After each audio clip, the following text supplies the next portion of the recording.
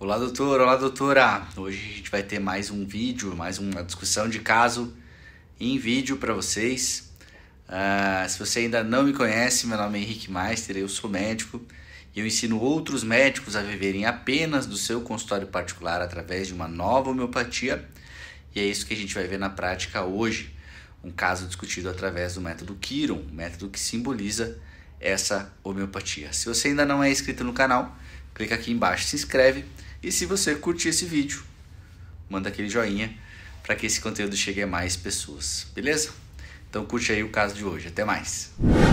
Pessoal, conversando sobre mais um primeiro caso, sobre mais uma primeira consulta. Hoje também mais uma criança atendida aí no ambulatório.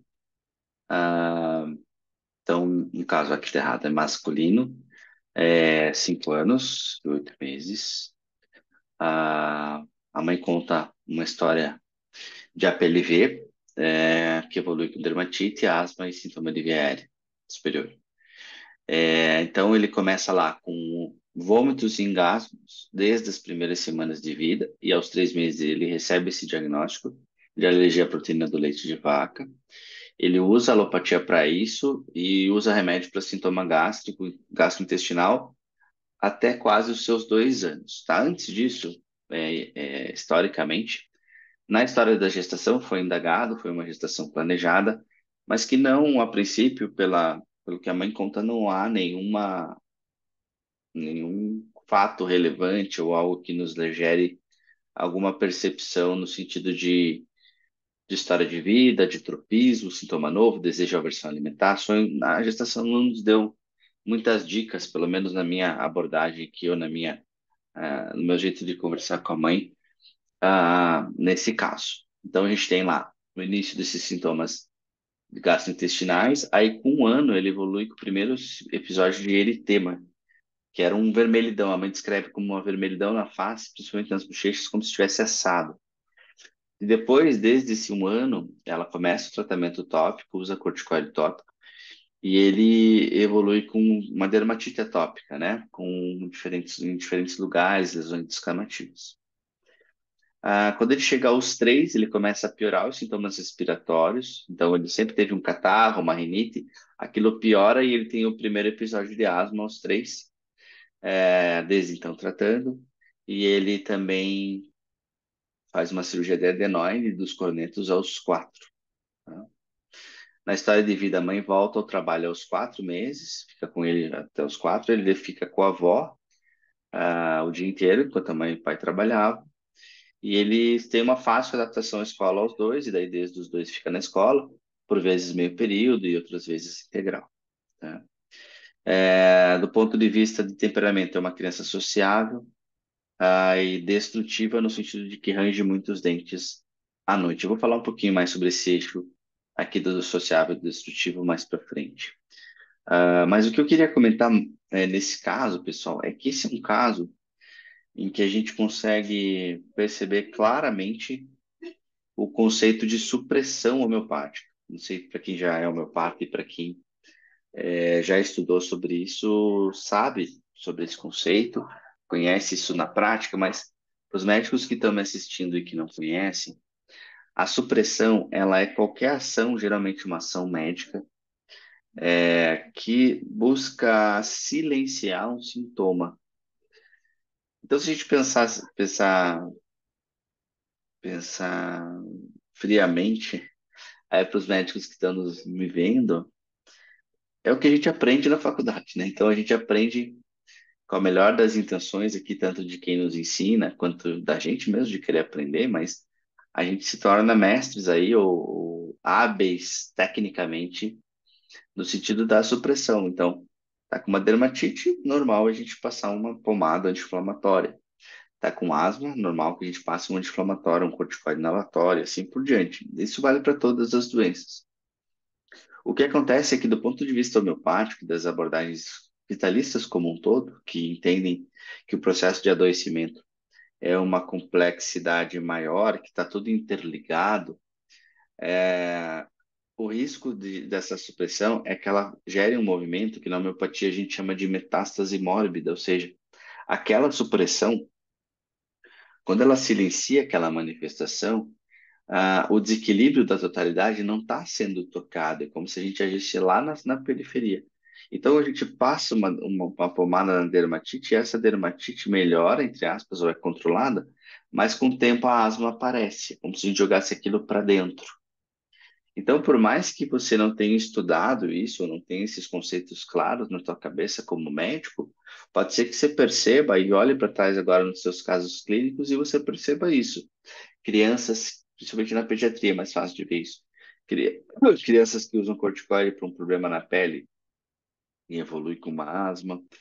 Crianças que são submetidas a adenodectomia, tonsilectomia, amidalectomia, e eventualmente ganham muito peso, começam a ficar desatentas, têm dificuldades no comportamento. Então perceba que esse aspecto de supressão, ele é bem profundo, não é só de uma doença física para uma outra doença física, mas sim podem ocorrer quadros de supressão em que sintomas mentais começam a aparecer, né? Então, esse é um caso clássico de supressão, tá? E aqui, repito, né? Falei isso na consulta e falo para a mãe, para todo mundo, não é isso de maneira alguma, obviamente, foi intencional. A mãe tinha a melhor das intenções, e também os médicos têm a melhor das intenções ao tratar. Mas muitas vezes, quando isso não está consciente na nossa cabeça, e quando a gente não tem outra forma de tratar, afinal, nós vamos tratar como? Como é que nós vamos, como é que a gente vai deixar de suprimir nossos pacientes? A única forma da gente deixar de suprimir os nossos pacientes é passando a tratá-los numa totalidade, entendendo o paciente, ou entendendo o processo de adoecimento como um todo, não como uma parte, e em vez de fazer uma medicação para silenciar aquele processo, fazer uma medicação que estimule o corpo a recuperar, que estimule o corpo com as próprias as defesas a se recuperar. Porque se a gente pensar bem, aquele eritema que aparece na face do paciente nada mais é do que uma tentativa de defesa do corpo. Talvez tenha tido um estímulo, algo que levou àquela inflamação, e o corpo está fazendo uma vasodilatação, jogando células lá para combater aquilo. Muitas vezes ele está tentando, mas ele não está conseguindo. Então, a tentativa de defesa ou a tentativa de uma busca de equilíbrio que o corpo faz se torna o problema. O que a gente faz na alopatia? A gente finaliza, a gente silencia essa tentativa de defesa porque ela se tornou o problema. Tudo bem. Mas existe também uma forma, em vez da gente silenciar essa forma de defesa, de que a gente estimule o corpo para que aquela defesa seja efetiva e não que ela seja silenciada. Tem problema que ele tem o eritema, mas se por um estímulo que a gente pode fazer com que ele seja mais efetivo, ele tenha o contato com o agente causador, tenha o eritema, tenha o vermelhidão e ela passe. Então é isso que a gente quer com a homeopatia. O sintoma físico é mais fácil da gente explicar, mas imagine esse conceito de uma maneira bem ampla, inclusive em sintomas mentais, emocionais e também nos físicos. Então, esse eu acho que é algo que é bem legal desse caso, porque deixa isso muito claro, assim, né? Deixa essa sequência mais clara. Então, perceba que ele passa lá de sintoma gástrico para sintoma na face, na pele, da pele para sintoma respiratório, e assim aquela questão vai se aprofundando, tá? Então, do nosso ponto de vista aqui de tropismo e de temas, né? Então, a gente tem um tropismo claramente, hoje o que incomoda mais, né? É respiratório, né? Vou botar aqui respiratório para via aérea superior e inferior do mesmo jeito, né? E do gastrointestinal, né? Que foi lá o que começou antes, tá? Então, a gente pega toda essa parte de via aérea superior e inferior e gastrointestinal, tá? E também, né? Pele, né? Acho que a pele aqui vem até antes, tá? Então, essa relação, né, muito clara, né, nos atópicos, né? Até tem um termo na alopatia que é claramente um termo de supressão. E eu acho que isso não está consciente para quem usa esse termo, mas eu até trabalhando isso esses dias, que é marcha atópica.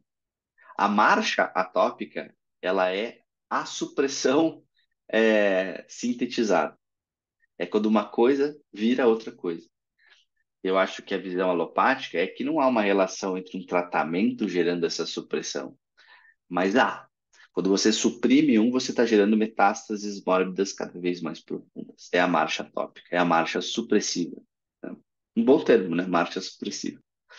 Então aqui a gente tem esses três tópicos, tropismos, tá? Do ponto de vista de temática, a gente não tem muita temática nesse caso, Não tem nada assim, às vezes tem, né? Mas às vezes, muitas vezes tem na história da gestação e na história da infância algum fato, talvez esse fato da mãe ter voltado ao trabalho, mas não foi algo assim que, e é algo comum, né? Algo que uma hora ou outras mães vão ter que voltar mesmo, então não teve um impacto muito claro, né? Pelo menos não verbalizado pela mãe. Nesse âmbito aqui, que talvez seja um pouco da temática, eu queria então falar um pouquinho sobre os eixos do Pravin. O Pravin é esse autor aqui, ó, desse livro. Deixa eu colocar a capa dele aqui para vocês. Que é o Essência da Matéria Médica, tá? Pravin Vijayan aqui. Então, o que que ele faz? Ele faz um eixo, tá? Então, ele vai descrever as matérias médicas, não são de muitos remédios, que como vocês podem ver dentro da homeopatia, mas tem bastante, Policresce, principalmente, e outros. Então, ele coloca aqui um eixo de sociabilidade, atividade e agressividade. Então, ele classifica os remédios nesse eixo. Ele classifica também nos gerais, né, nos físicos, então termais, sede, lateralidade e constituição, né, física. A questão de comportamento, se a criança é diligente ou não diligente. Diligente, resumidamente, é aquela criança que se dispõe a fazer as coisas, as tarefas, faz a tarefa da escola sozinha, não quer faltar na escola, dá uma responsabilidade, mais ou menos. E o não diligente, e o obediente e o mal educado, entre aspas, o não obediente, tá? Aí ele coloca características importantes do remédio e a velocidade do remédio. A gente vai ver alguns exemplos nos remédios desse caso, tá? Então, quando a gente coloca principalmente esse eixo inicial, que é sempre legal nos casos de pediatria, a gente vê essa criança é sociável ou não sociável, ou retraída, ela é ativa ou não ativa. Eu não gosto de falar hiperativa, porque parece que é o diagnóstico, né? Mas eu digo assim, ela está mais para um eixo de mais agitada, não consegue parar para comer, não consegue parar para ver um desenho, está sempre em movimento, é encapetada assim, e ela é agressiva ou não agressiva. No livro anterior ele usava o termo destrutivo e não destrutivo. Então, aqui ele até fala, eu mudei o termo destrutividade para agressividade para entender melhor, mas eu ainda acho que destrutivo também fala bem, no sentido de que existem sintomas destrutivos. Então, por exemplo, roer as unhas, morder a roupa, rasgar, quebrar. Não necessariamente a criança precisa ser agressiva e maldosa, mas ela pode estar tranquila e tal, mas ela gostar de rasgar, quebrar os brinquedos, morder a unha, desfiar a unha, ranger o dente de noite, como é o caso desse exemplo que a gente está falando agora, entre aspas. Então, eu gosto de usar sempre a questão do eixo quando ele é muito claro. Então, por exemplo, nesse caso, a gente tinha uma sociabilidade muito clara. Então você pergunta, como é que ele é? Ele tá mais, ele é mais sociável, mas ele é super sociável, fala com todo mundo na rua, gosta de estar com os amigos, faz amigo fácil. Então é uma criança claramente sociável, tá? E o range dos dentes, então, claramente destrutivo, não tem muita dúvida. O hiperativo e o hipativo, nesse caso, oscilava. Tem momentos que ele é ativo, que não é. Então, se está em dúvida, não usa, tá? Então, aqui a gente tem dois eixos claros. Qual que é o problema, né? O lado ruim dessa abordagem? É que a gente tem, né? E a gente vai ver lá no algoritmo mais para frente, o algoritmo nos fornece uma série de medicações. Eu não tenho esse número concreto, mas deve estar em torno de mil e poucas medicações que ele pode sugerir. E, obviamente, o livro do Pravin, ele não tem todas essas medicações. Então, quando a gente não tem muitas dicas no caso, e tem que restringir a essa análise do eixo, a gente acaba não conseguindo tirar todo o potencial do algoritmo. A gente vai acabar restringindo ele aos remédios que tem no livro do Pravin. Mas muitas vezes, como um remédio inicial, principalmente na pediatria, isso não tem problema. A gente vai começar a tratar e depois a gente pode ir aprofundando o conhecimento das medicações do algoritmo e do próprio paciente que vai nos dando mais dicas, tá? Então, aqui dentro da temática, eu colocaria esse. Não é bem isso, né? Mas eu colocaria essa dica aqui, porque nesse caso ela foi importante para a gente, tá? Então aqui a gente fez a compreensão. Aí a gente vai partir aqui para a análise. Então, como eu falei, né, nas séries, que é aquelas séries da tabela periódica, a gente acaba não usando muito isso no- dentro dos casos de pediatria, tá? Porque não são.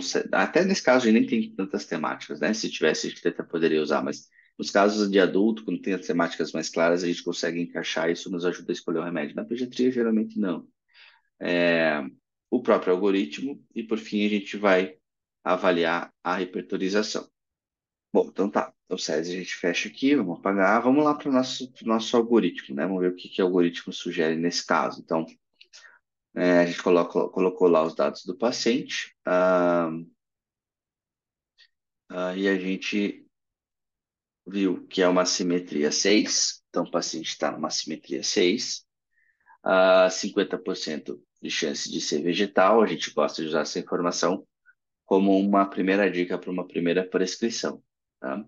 Então, perceba que eu venho agora, nos casos anteriores, talvez eles estivessem todos misturados, mas quando há uma impregnante que nos joga um dos reinos e a gente vai tentar, pelo menos inicialmente, prescrever um vegetal, eu deixei eles separados aqui, tá? Para ficar mais fácil da gente ver quais são, tá? Tem verbáculos aqui embaixo, mas vamos deixar aqui. Então, aqui estão as nossas opções, tá? O que que eu gosto de fazer nos casos principalmente nos casos da pediatria, ou nos casos em que a repertorização vai ter um peso maior?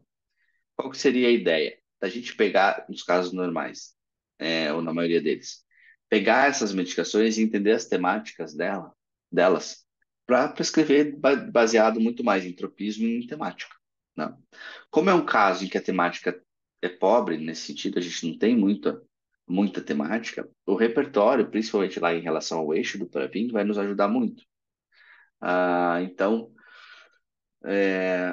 o que eu faço? Eu transformo essa lista aqui, ó, de Sina até Verbasco nas suas abreviaturas. Por que que eu faço isso? Tá, então tá aqui, ó, Sina até Verbasco. Porque quando a gente joga para o programa de repertorização, e aqui eu estou usando o Complete, eu coloco essa lista aqui, ó, no campo remédios. Então eu vou buscar rúbricas ou características dos remédios dentro desse programa relacionados apenas a esses remédios aqui. Tá? Porque eu, de maneira de um jeito ou de outro, eu vou prescrever um deles, porque o algoritmo nos sugeriu. Então, não tem por que eu buscar rubricas ou dicas em todos os remédios, tá? Eu começo fazendo o seguinte, buscando a forma que eu gosto de identificar tropismo, além de ter lá no materiamédica.online, que é o site de matéria médica que a gente gosta de usar, em vez de ficar abrindo um por um, eu gosto muito de usar o livro do Boger, que é um livro bem direto. Então, aqui eu coloco os termos, né, que poderiam me dar dicas de tropismo. Então, respiratório, eu posso botar só parte da palavra, respiratório, pulmão, talvez, e membranas mucosas, que é um termo que ele usa muito. Claro, eu poderia ter posto pele, tá, mas vamos começar com a respiração. E daí eu venho aqui, então perceba que nessa versão do programa eu consigo fazer isso. Em vez de eu pesquisar aqui no repertório, eu clico aqui, ó, e eu pesquiso na matéria médica, e eu seleciono apenas aqui o livro do Borges, tá?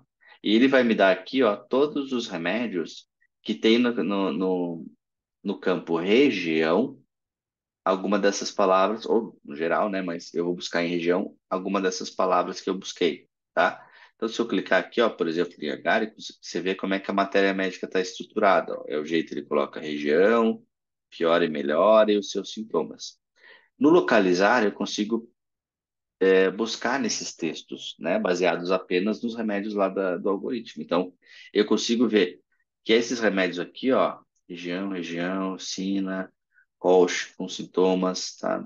Então, aqui, por exemplo, olha, buscou mucosa, que eu queria membranas mucosas, mas colch com ele botou colite mucosa. Então, não necessariamente vai ser todos que aparecem. Então, cólico não, mas do Camara, Pulsatila, Crustox, Tu e Verbascos têm algum tropismo com a respiração.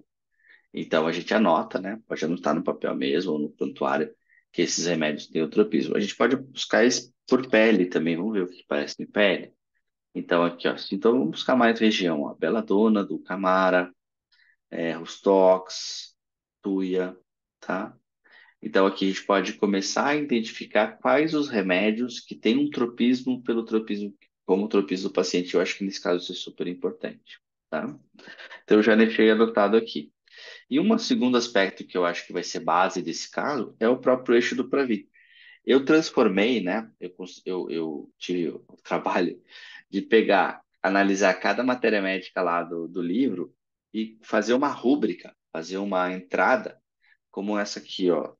Eu transformei, fiz uma rúbrica em generalidades, crianças sociáveis. Então, eu criei essa rubrica aqui, ó, criança sociável, e eu coloquei todos os remédios lá do Pravin que estavam no eixo da sociabilidade, tá? Fiz isso com o retraído, fiz isso com o hiperativo, com o hipoativo, com o agressivo não destrutivo, né? Antigamente que era assim. Então, o que que isso facilita? Eu colocando essa rúbrica aqui, ó, dando enter nela, no sociável e no destrutivo, que hoje em dia é o agressivo, por causa do regime dele, ele vai fazer uma repertorização, ou seja, ele vai cruzar todas as medicações que têm essas duas características. E da mesma maneira com que eu fiz aqui, ó, restringir por remédios, eu vou fazer um Ctrl C e vou aqui, ó, em editar, Ctrl V e também restringir pelos remédios. Ou seja, quais dos meus remédios de planta do algoritmo são destrutivos e sociáveis? Agar, Belladonna, Dulcamara e Nux moscata. Quais desses quatro remédios têm algum tropismo pelo caso? Aí eu anotei lá, tá? É Agar, Belladonna e Dulcamara. Nux moscata não tem. Então, entre esses três remédios, Agar, Belladonna e Dulcamara, eu vou escolher a minha primeira prescrição. Certo, pessoal? Então, perceba como, às vezes, na pediatria, por mais que você não tenha muitas dicas e uma história muito rebuscada, o tropismo e o eixo do Pravin muitas vezes podem dar uma boa primeira prescrição. A gente corre o risco aqui de estar buscando, e provavelmente seja o caso, um remédio parcial, ou seja, aquele remédio que vai agir até um tempo e provavelmente depois pare de agir ou ajude parcialmente, mas se ele for um bom parcial, ele vai trazer muito benefício para o paciente, tá? Ou, quem sabe, até seja o que a gente chama de simillimum, que é o remédio certo, né? Que vai durar a vida inteira aí há uma certa até polêmica dentro da homeopatia se é assim ou não, mas a ideia é sempre acertar, né? Ou trazer um bom parcial. O que que a gente faz então? A gente pode ir para a própria matéria médica aqui do Pravin e ler sobre esses remédios, tá? Então, agáricos, a gente tem uma questão de descontrole, né? Uma coisa que ele descreve lá, com uma situação meio do bêbado, assim, né? Que fala pra caramba, que tem medo depois, que fica meio transtornado, mas geralmente são crianças loquazes, que não têm muito medo de nada, uma lentidão, assim, ou uma preguiça, tá? De maneira geral.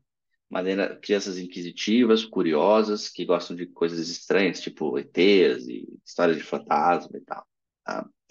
É, aí a gente tem Belladonna, né? Um grande remédio homeopático, um dos maiores policrestos que a gente tem. Então, segundo eixo aqui também, uma criança sociável, mais ativa, agressiva, uma criança investigativa, extrovertida, tem aqueles sintomas mais destrutivos de morder, de se arranhar, muita raiva, ah, tem a vermelhidão da face, né? Apesar da vermelhidão da face da veladona ser mais quando fica nervoso. E o último remédio aqui que apareceu para a gente depois de todo esse processo foi o Dulcamara. E para Dulcamara, eu quero destacar aqui um aspecto para vocês. Dominador, não consegue achar a palavra para as coisas, impaciente, meio brigão, ao mesmo tempo é simpático, empático. Mas a Dulcamara, ela tem uma característica importante que é o transtorno por supressão, tá? Ele é um dos remédios que mais tem essa característica de ser um remédio para quadros de supressão e remédios que misturam sintomas de pele com sintomas pulmonares. Essa é uma grande característica do remédio. Ah, misturar sintoma de pele e sintoma pulmonar, tá? Então aqui, ó, pele delicada, resultado do tempo frio. Deixa eu ver se ele fala alguma coisa do pulmão aqui. Aqui não. Aqui, ó. Não. Mas sim, mas tem também o tropismo pulmonar, até como o próprio Boger nos ajuda, tá? A gente pode até fazer o exercício aqui e ver se tem alguma coisa na rúbrica de supressão, que eu não fiz isso antes. É, vamos ver nas generalidades. Que vai ter muito remédio, né? Tem muitos. Vamos ver se aparece aqui na matéria médica supressão. Ó, agárico, metástase por suprimir o leite, né? É a Ducamara, então, supressão de descargas, principalmente de erupções, pulsatila e tui, né? Então, grande aqui mais pulsatila e tui. Então, dos remédios que aparecem lá no nosso outro eixo, então, supressão cruza, né? Agar tem ali, mas não é bem isso, e pulsatila não aparece. Então, principalmente Ducamara. Então, acabou sendo o remédio que eu prescrevi mesmo, tá? Então, aqui tá a lista, né? Coloquei para vocês. E o remédio que eu prescrevi foi Dulcamara, tá? Um remédio aí próximo às solanáceas, um remédio, uma planta, tá? Que tem essas características. Então, para a gente finalizar essa nossa análise, vamos tentar entender qual que é a lesionalidade, porque a lesionalidade nos leva à compreensão da potência desse paciente, tá? Então, vamos lá. Fatores, como sempre eu falo, que nos levam a entender a lesionalidade. A agudização, ocorrência ou não de quadros febris, o risco de agravação, a profundidade e a gravidade da doença. Não coloquei ele no caso, mas a última febre dele foi no início do ano. Tá? O risco de agravação. Existem algumas doenças que, que a agravação homeopática, que é meio contraintuitivo, mas a agravação homeopática é um bom conceito na homeopatia. A gente espera que entre nesse processo de adoecimento todo e nesse processo de cura, que a gente espera que comece a partir de agora, a doença que existe, os sintomas atuais ou crônicos piorem um pouquinho antes de melhorar. A duração dessa piora vai ser de acordo com o grau de lesionalidade do paciente. Quanto mais lesional, mais prolongada vai ser essa agravação, tá? Mas ela tende a acontecer, a gente quer que ela aconteça, tá? Mas tem alguns casos em que esse risco de agravação vai incomodar demais o paciente. Então, por exemplo, a própria dermatite, a própria asma, ele talvez precise ter uma crise sim, mas se tiver uma potência muito alta, esse risco de agravação é muito e ele vai ter uma crise muito grave, vai ser ruim. Então, em algumas condições, como as dele, asma, dermatite, enxaqueca também, a gente tende a ir com menos sede ao pote para que a gravação seja mais tranquila, tá? E a profundidade e gravidade aqui, até a questão miasmática, né, para os homeopatas que me ouvem, mas do ponto de vista da complexidade do caso. Então, do ponto de vista de agudização e febre, por mais que não foi uma febre tão recorrente, geralmente ele faz os quatro sem febre, então isso deixa a gente meio que no meio do caminho. O risco de agravação joga a gente lá para baixo na potência. Se fosse só por esse aspecto, eu jogaria ele na última, tá? E a profundidade e gravidade não é tão simples por causa dessas constantes supressões. Então, eu iniciaria, frente a todos esses critérios, eu prefiro começar de baixo, tá? Eu prefiro não errar nessa potência no início. Então, eu faria uma potência 9,15, tá? Então, como sempre, a gente faria 2 dias de tomada, né? Uma dose do 9 e 3 doses do 15 no primeiro dia, tá? E no segundo dia, uma dose do 9 e uma dose do 15. Isso aqui pode ser em glóbulos, pode ser em gotas, da maneira que for mais fácil, dose única, da maneira que for mais fácil, tá? E lembrando aqui que é sempre, se possível, né, nas potências DH, tá? Nas potências decimais. É o esquema que a gente faz, que a gente usa no método Kiro, tá? Então é isso, pessoal. Esse foi o caso de hoje. Se vocês tiverem qualquer dúvida, fique à vontade para deixar, para me mandar. E assim que a gente tiver o retorno, que a gente tiver uma resposta de como é que foi esse estímulo, eu vou postar aqui para vocês. Beleza? Até mais.